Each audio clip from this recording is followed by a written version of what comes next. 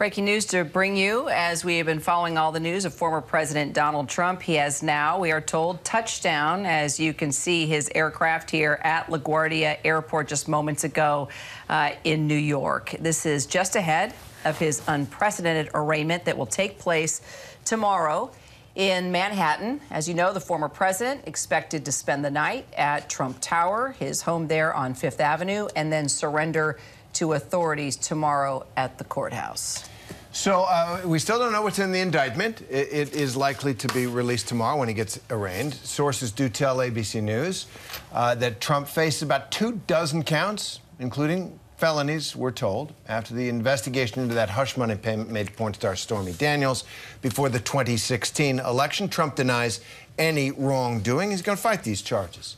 So team coverage right now. Trevor Ault at Trump Tower. Jay O'Brien outside Mar-a-Lago in Palm Beach, Florida. Jeff Robbins, who's our legal eagle and has been with us throughout this to help steer us through the legal questions here. And Aaron, let me just begin. Donald Trump is in New York, but he's not going to the courthouse today. Sorry, Trevor's at the courthouse. But he's coming to where you are, Trevor. You're at his home at Trump Tower. Let us know what's going on there. Well, just in the past few moments since we've learned that the former president landed, Terry, in his birthplace of Queens, and he's now on his way here, we've actually seen security start to tighten up already, which is that the NYPD has made its way down the sidewalk here. There were a lot of people who were lined up, presumably to get a view of the former president as he eventually will get here. Police came by and said, you can't stand here anymore. So that's just been cleared out now, just within the past minute or so. And of course, he's still got to make that drive from LaGuardia here, which should be at least probably about a half hour or so. And that's after he gets off the plane and then into the car as well. Now, there's still plenty of activity going on here. This is certainly a media spectacle. Journalists from all over the world here covering this historic event. And then on the other side of the street, there is a gathering of Trump supporters. I would say it's less than 100 still, but it's been steadily gathering through the afternoon.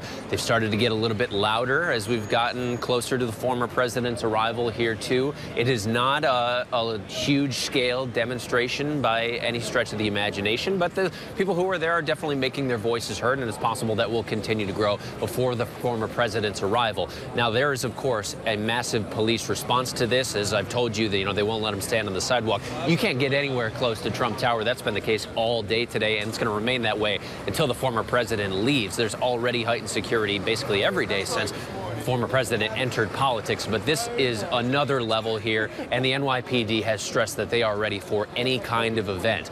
Now that the former president has arrived, certainly you can feel that tension and that curiosity as to what could happen is definitely palpable.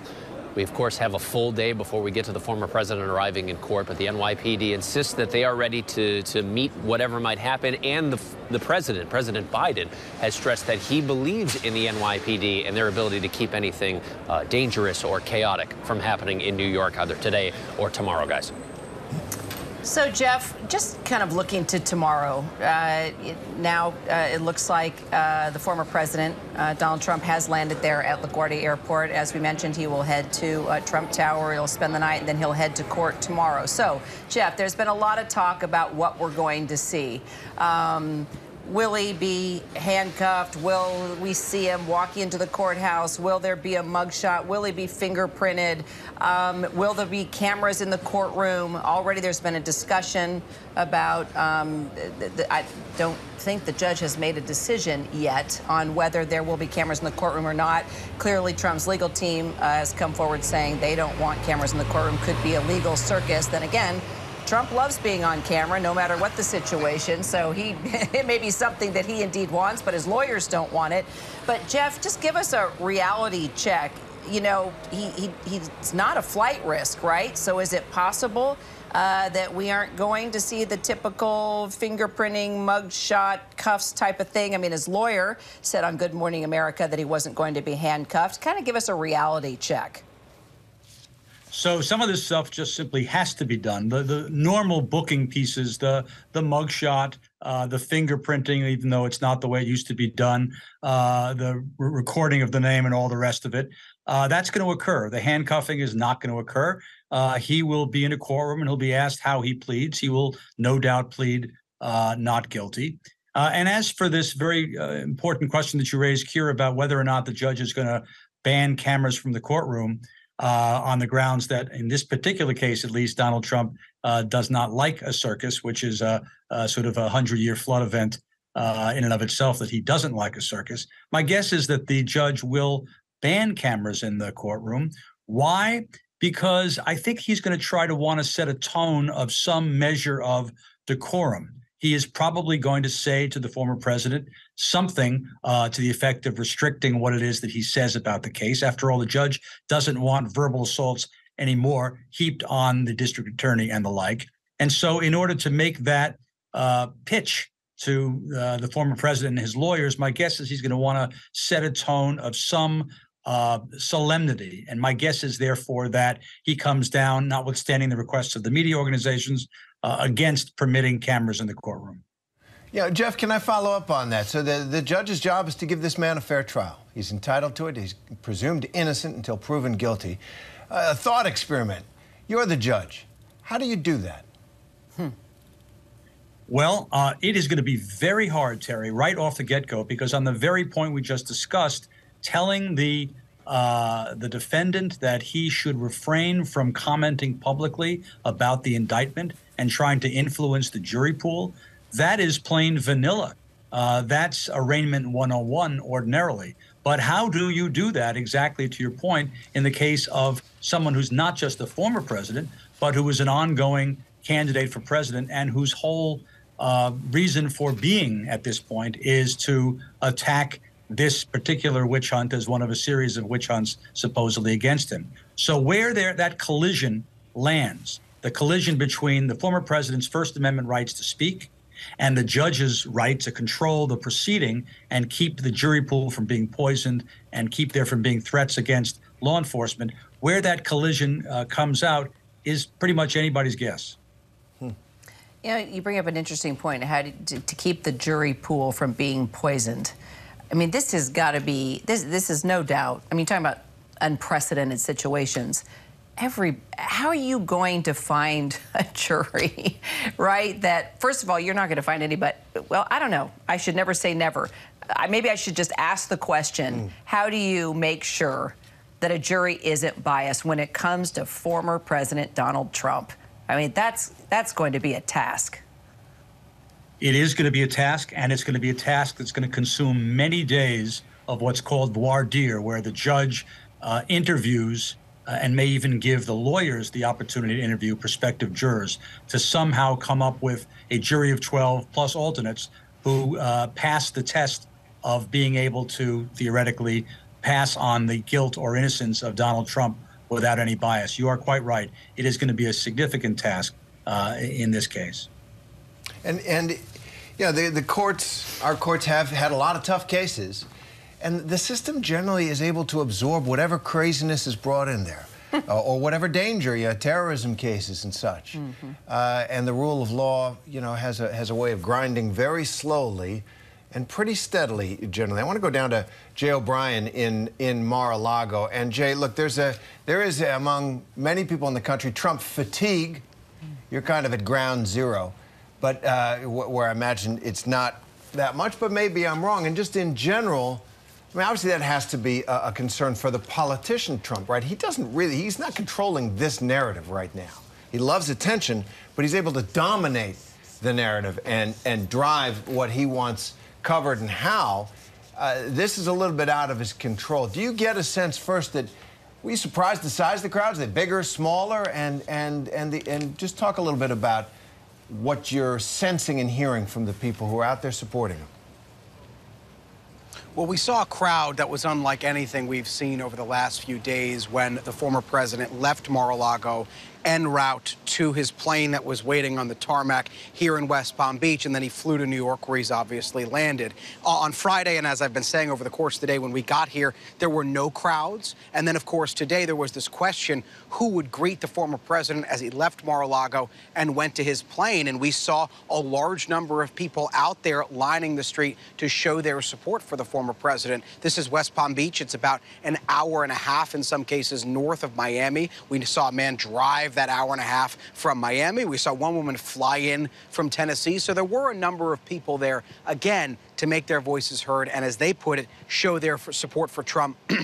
Excuse me, as he faces down this indictment. But you talk about controlling the narrative, Terry, and we're going to watch and see how Trump attempts to do that over the next day plus. And the reason I say that is because right now, Trump is expected to be arraigned tomorrow morning in New York. We know that. That's a set date and time. And then he's expected to get back on that Trump plane and fly back here to Florida and go to Mar-a-Lago and deliver remarks in a room that's expected to have, obviously, a lot of TV cameras and also a lot of Trump supporters. And that is going to be really, unless he speaks perhaps as he leaves court, which appears to be potentially unlikely, that will be his first attempt at really trying to control the narrative and putting this this conversation of his indictment into the larger conversation of 2024. And he faces a number of questions. Firstly, what does this do in the GOP primary? Does it help his chances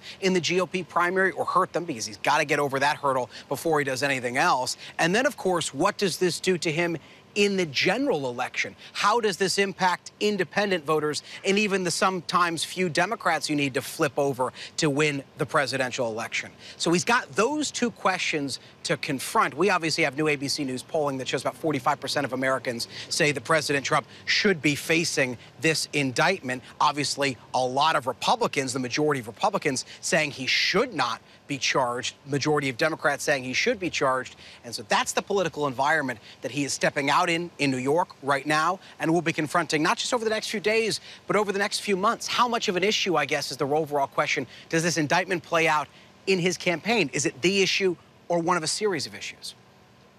And I guess, Jeff, how long is this process all going to play out, right? Because the judge hears the motions, sets another court date. This keeps going and going because correct me if I'm wrong, Trump's lawyers get a chance, and by the way, we're getting live pictures here. Of course, if we see the former president step out, we will point that out, but this is his jet landing at LaGuardia. You see the Secret Service, the security all around, and we're waiting for the former president to get out of the aircraft. But won't Trump's attorneys, Jeff, have the opportunity to review the indictment charges?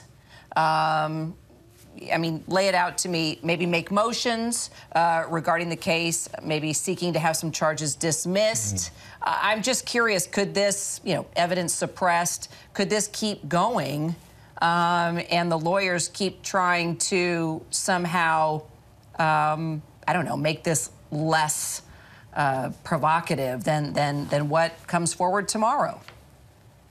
Yes. Well, on one hand, the judge is probably going to try to keep reins on the timing. But on the other hand, exactly as you say, Kira, there is going to be a blizzard of pretrial motions seeking to strike claims, strike evidence, strike everything but the Nina, the Pinta, and the Santa Maria in this indictment.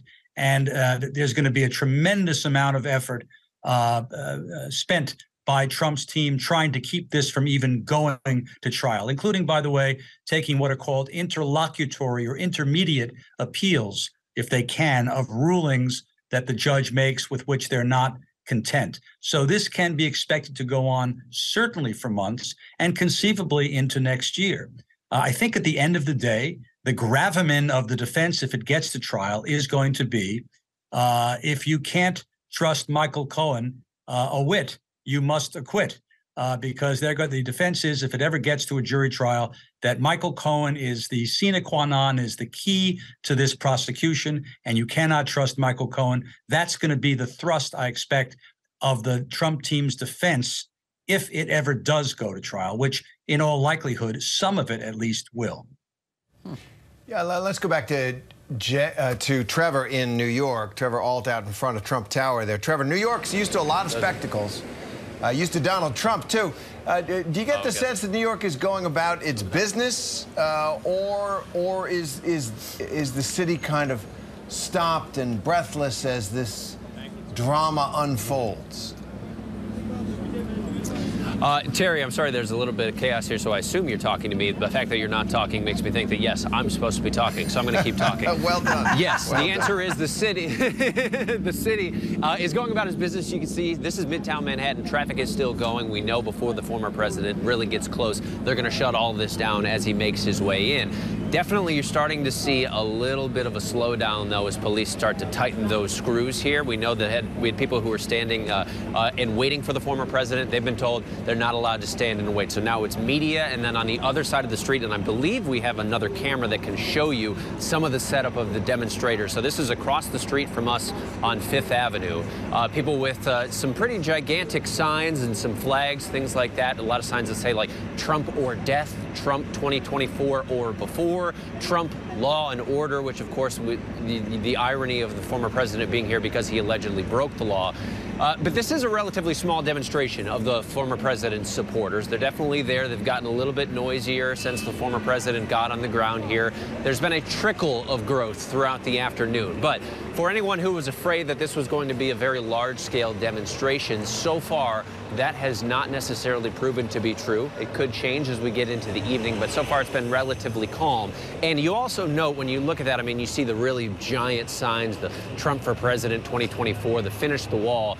They also have URLs for websites where they're trying to sell things on that. And what I've learned from being at a number of events supporting the former president is that there is kind of a cottage industry in these type of events where people who actually make their living by traveling to events that support the former president because they can sell merchandise, things like that. So you'll see a lot of signs like that. Doesn't necessarily mean they're not Trump supporters. They almost certainly are. But it's not necessarily anything that's going to be tremendously disruptive. The police presence, however, is going to shut down Midtown Manhattan as we get close to rush hour, which does not happen often. You can tell, though, the fact that it's not shut down already means they definitely want to get some people through.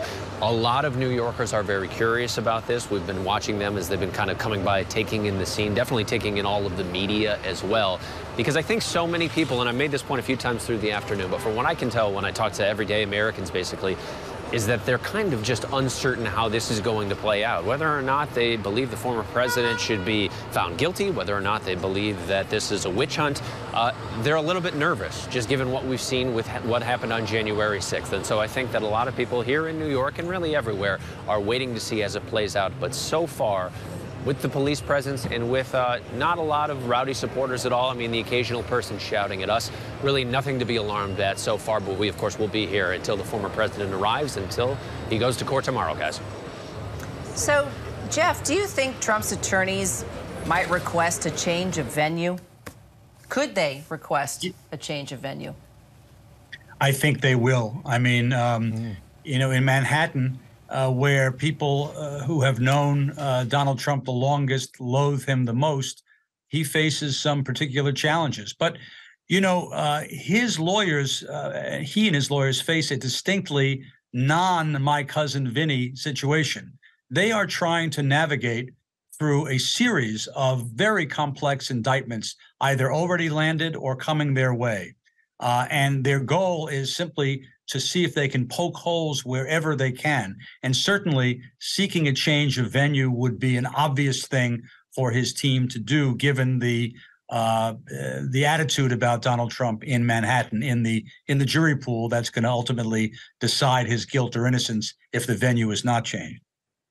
Jeff, I'm going to play another thought experiment. I'm going to make you Donald Trump's lawyer.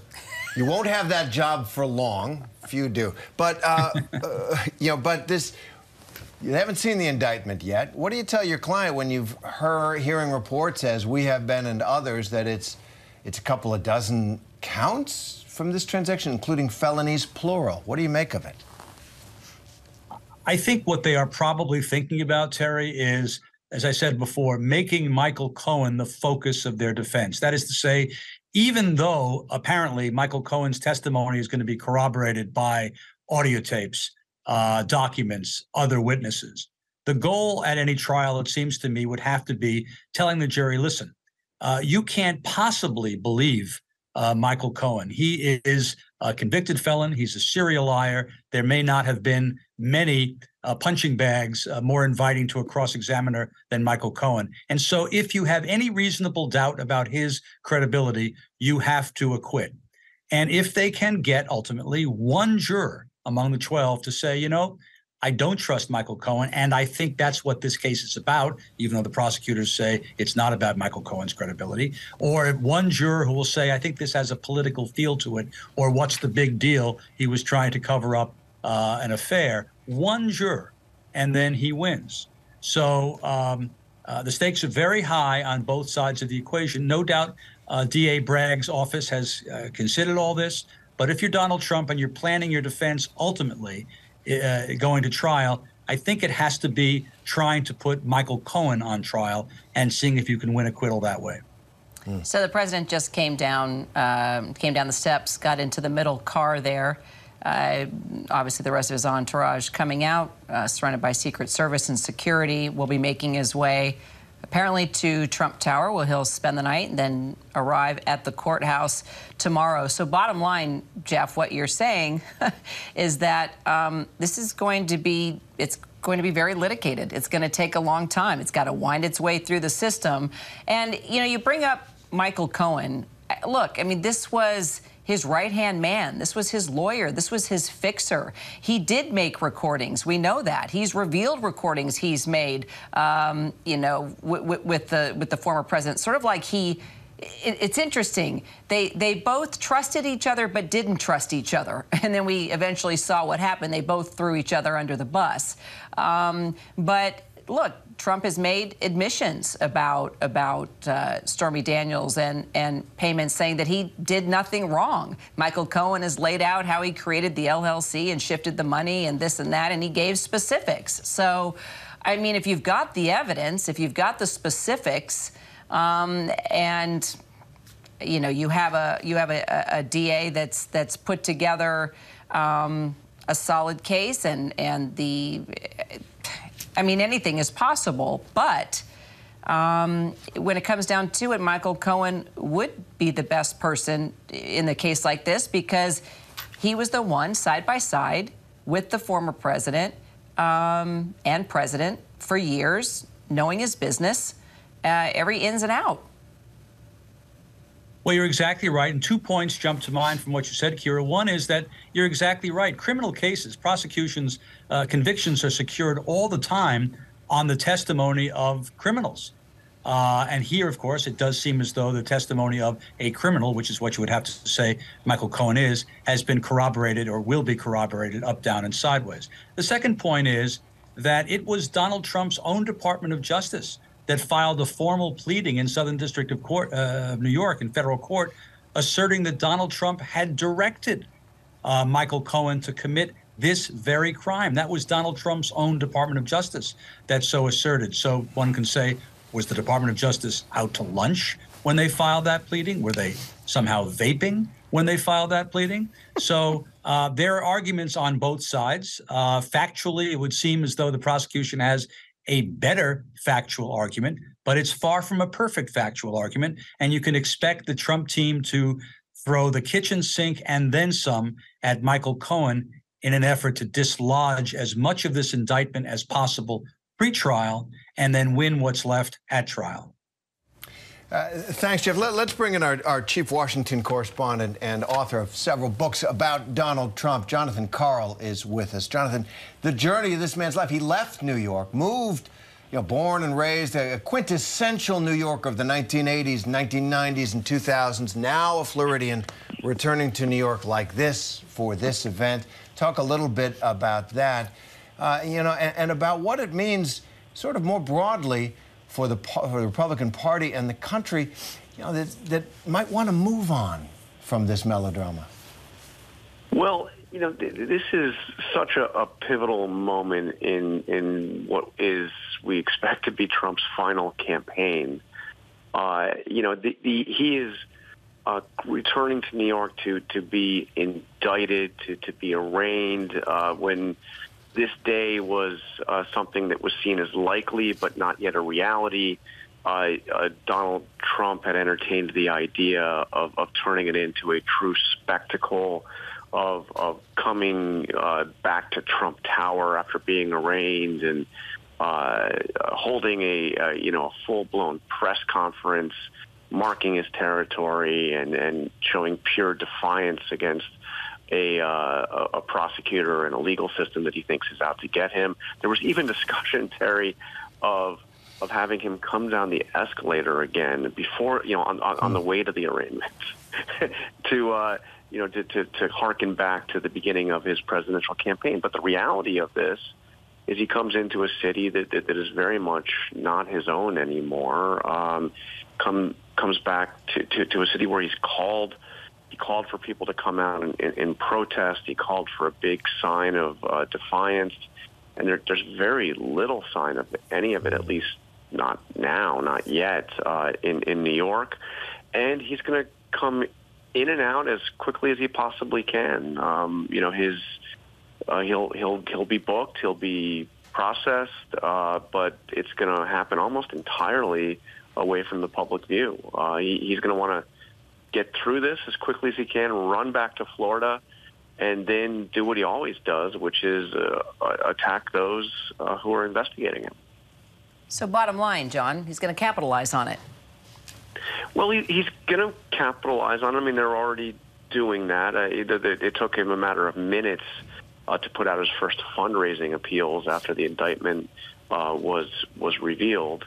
But this is a moment, Kira, that he tried hard to avoid. And when he first predicted that he was going to be indicted some couple weeks ago, and it didn't happen, he was told by some people I know in his inner circle that he had dodged the bullet here, that he had intimidated them, and they backed down because of what he was saying. And he truly thought it was over.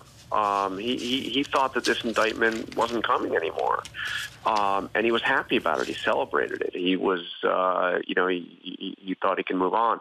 So he will try to benefit from this. He will try to turn it into a political win, and there's certainly ample evidence out there right now that there is some political benefit, as Republican voters, the base of the party, seem to have rallied around him. That there's some, evidence in the polls that the vast majority of Republicans think this is a political prosecution, and are standing by him. But you don't know how this is going to play out going forward, and he now no longer, he's not in control of this process anymore. There's a legal process at play that he can control. He can try to delay. He can bring in new teams of lawyers, which as he's done today. But this is not something in his control. That's a great point. Once you're a defendant in a criminal case, it's a whole different ballgame. There's been a lot of civil cases, but a criminal case is a different equation. Hi, everyone. George Stephanopoulos here. Thanks for checking out the ABC News YouTube channel. If you'd like to get more videos, show highlights, and watch live event coverage, click on the right over here to subscribe to our channel. And don't forget to download the ABC News app for breaking news alerts. Thanks for watching.